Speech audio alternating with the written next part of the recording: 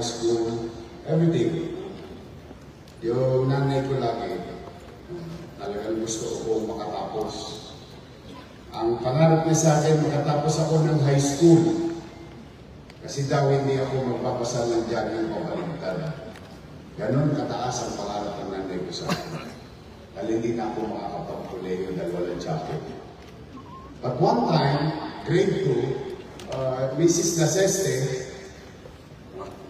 asked me, sabi niya, tawagin mo ngayon nanay mo.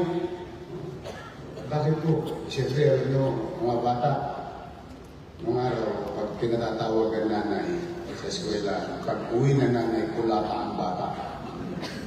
Yun ang naabutin namin. Siyempre, nervous ako kay nanay ko, wari-wari. Takot na takot ako, hindi ko malaman paano ko sasabi sa nanay ko. And then, I have no choice but to ask my mother. Pero kayo sa eskwela, bakit? Ano nang ginawa mo?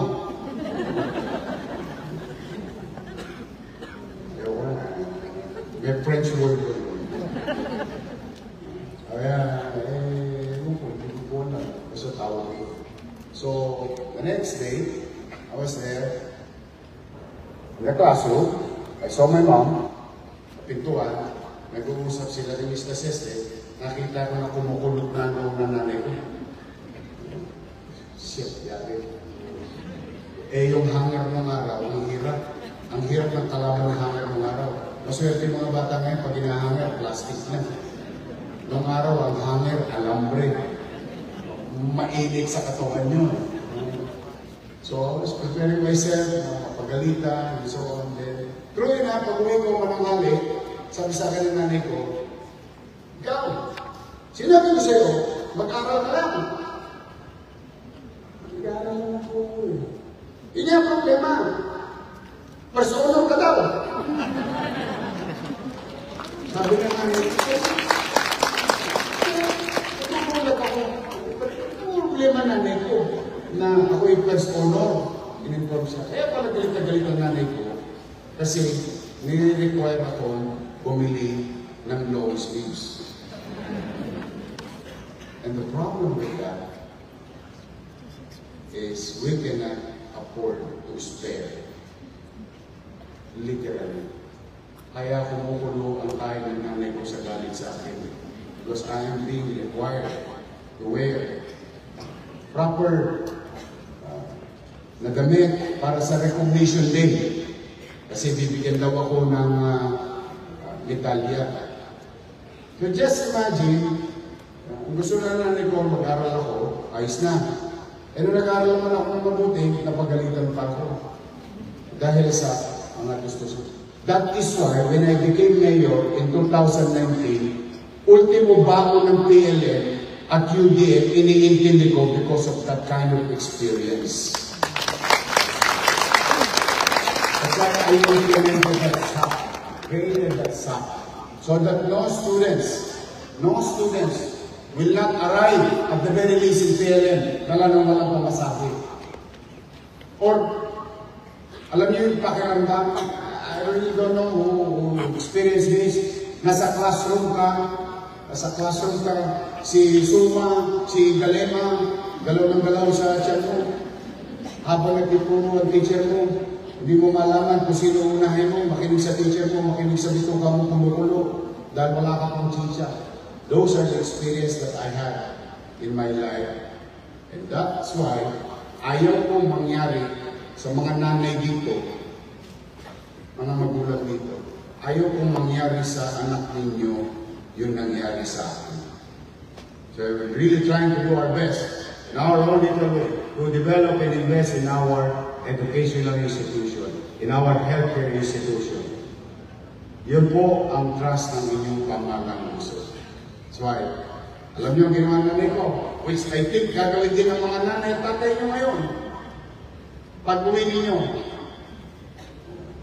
ninyo, i-display din kayo. Kasi yung nanay ko, galit po no, pero about 1 kilometer from Almario to Tuason Street, along Kagitingan. Nakasapit yung medalya ko, ang bigat. Grade 2 ko, di ba, mabigat yung medalya? Makati. ayaw niya ipahubad. Puro tanggalin para makita ng mga tao. So, my point, telling that real story is that I think yung mga taong nasa likod, if you are proud of yourself, they are more proud of you. Congratulations to that. Today we have achieved something, and that I hope that God will guide and bless each and every one of you, of your dreams and aspirations. Now, if I'm not asking too much, I have to cut down my speech. No, kami mga politiko, mahaba kami magsalita.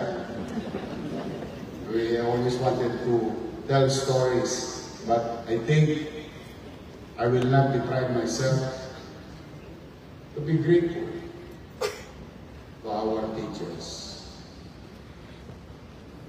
to be grateful to our parents. So, this is the time. Pwede bang samahan ninyo ako na sabay-sabay natin pasalamatan ang ating mga guru. Let's go together. Ma'am. Ma'am. Sir. Sir. Thank you.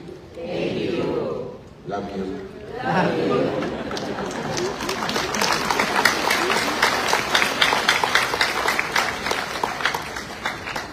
Wala naman nawala. Let's try to be grateful. Nay. Tay. Lolo ko. Lola ko. Thank you. Love you.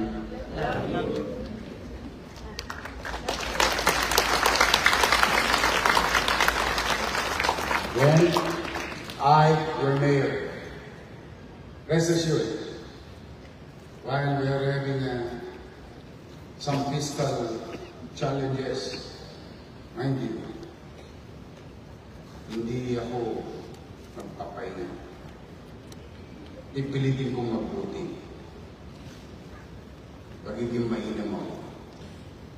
Magsisilop ako so that we can achieve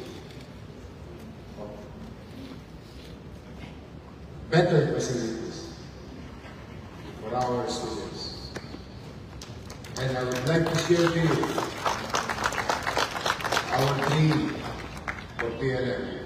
As you can see, we're going to build a new space for pamantasan Luzon ng Maynila.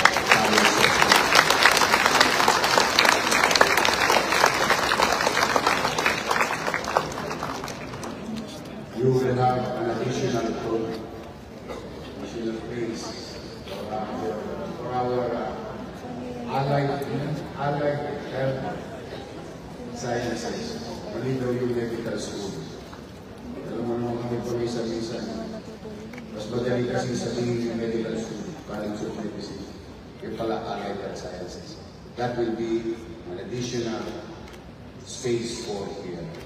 We're going to invest more for our students.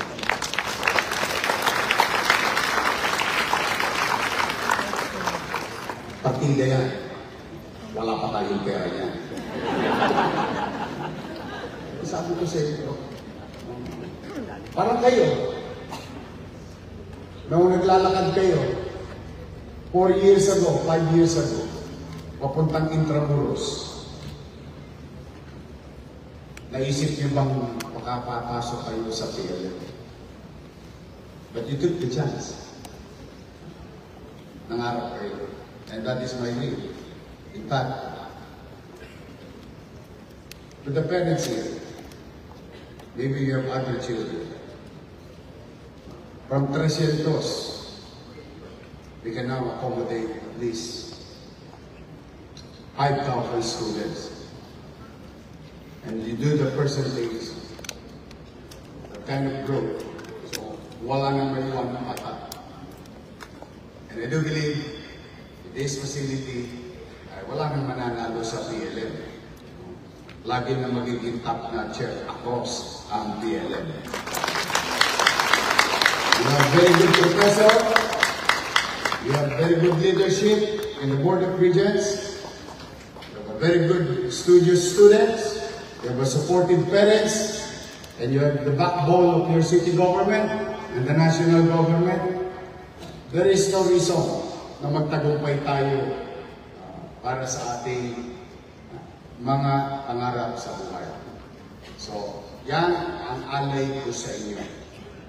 Galingan nyo lagi, and you will be my inspiration. When I see nakatoga kayo, ulang ang gabi gawin ko pang araw, makahanap lang tayo ng jacket para itong gusto sa mga programa na kapatid-kapinabang sa ating mga. We'll do good. Do our best. That I commit to you, fellow Manilans. To the parents, rest assured, hindi dito magsisimula, magtatapos ang lahat.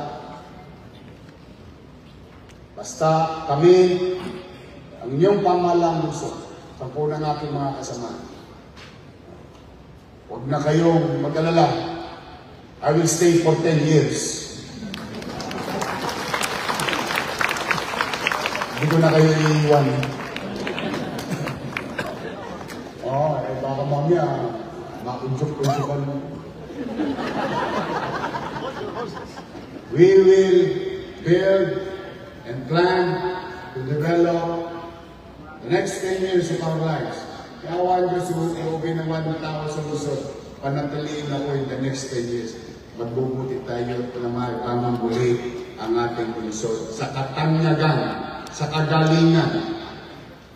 Remember, sinabi sa ating awit, Maynila, Maynila, dalhin mo ang bandila. Students, graduates, put it in your heart, put it in your mind, that you are a product of the city of Manila, and you should be proud of it. Dalhin ninyo ang bandila sa buong bansa. Mag-iingat kayo, at nawa gabayan kayo ng Panginoon Diyos sa susunod na aklat, chapter ng inyong buhay. Magtagumpay nawa kayo, pagpalay nawa kayo ng buong Metropol. Congratulations, Manila! God bless. Thank you.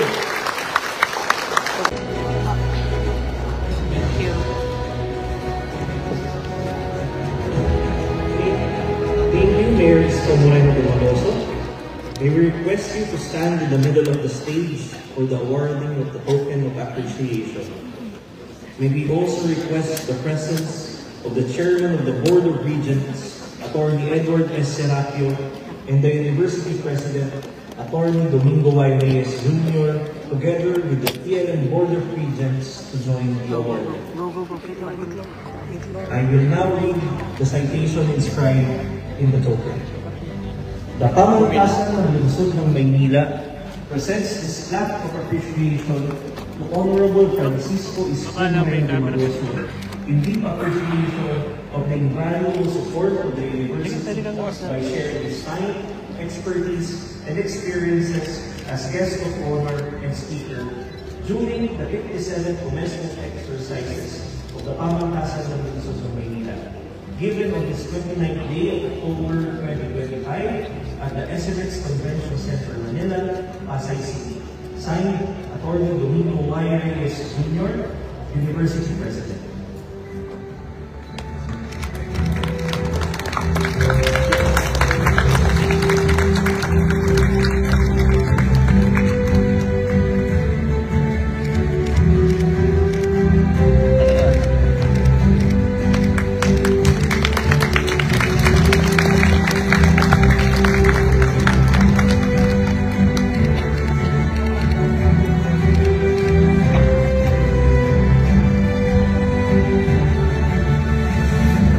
Sir.